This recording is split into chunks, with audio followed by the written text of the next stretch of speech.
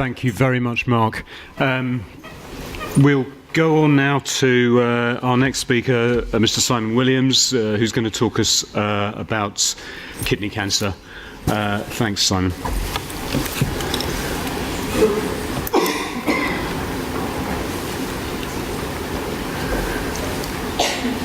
Good morning. It's like the other speakers, it's been difficult to know what to include this morning. So what I've done is I've thought about questions that come up on a weekly basis in our MDT. So the first question, you've got this man who's got a small renal mass. He's got a normal kidney on the other side. He's got normal renal function. Do we do a partial nephrectomy or do we do a radical nephrectomy? There's no doubt that the rates of radical nephrectomy are increasing. This is an Italian study, and it shows that particularly in the large volume centres, the rates are increasing year by year.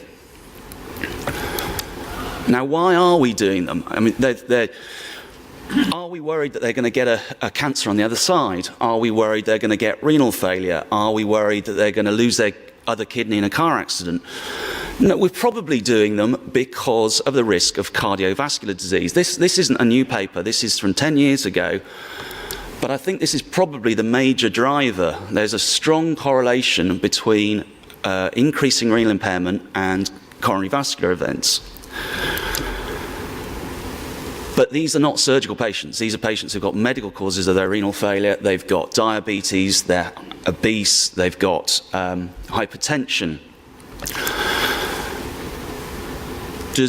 When we cause renal impairment, does that increase the risk of cardiovascular events?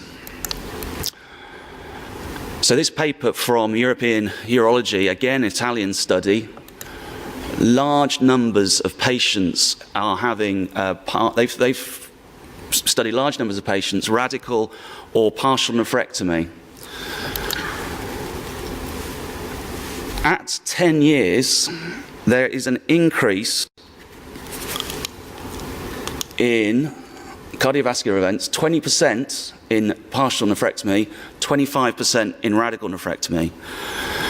So after the excellent talk on Tuesday, there's two ways of looking at this. You can say this is a 25% increase in coronary vascular events, or you can say you need to do 20 partial nephrectomies to prevent one coronary vascular event.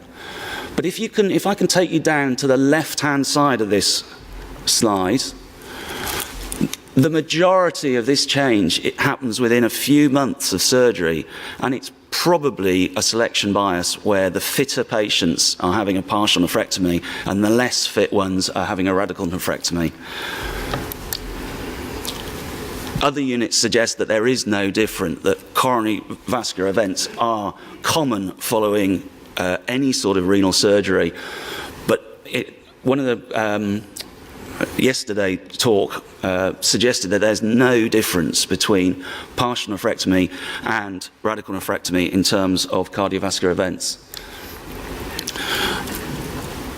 Surgical CKD is a different beast from medical CKD. It does not progress. It is not as bad for you.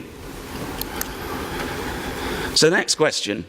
You've done your nephrectomy, completely excised at all margins, but it's a high-risk cancer. It's a Leibovitz 9, 10, 11. Do you refer that patient on to an oncologist for adjuvant therapy? No. The source study is awaited. This is the ASSURE study, which is similar in design to the source study. 12 months of placebo, sorafenib or sunitinib, absolutely no difference. If the source study does show a difference, how big a difference would that have to be to make it worth the side effects?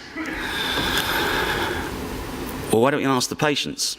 And this is what they've done. They've given patients a scenario where patients have a 5-year disease-free survival. How much longer would that have to be to make it worth the tablets that they're taking? So if the patients are asked this, if they're taking placebo, 1 month extra disease-free survival is worthwhile. If they are on sorafenib, they need to have an extra year's disease-free survival.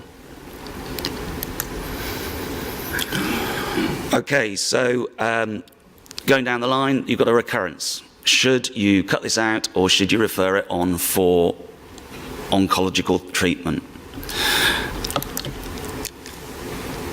One study of many, this is just an example, if you can surgically cure these patients, they do well.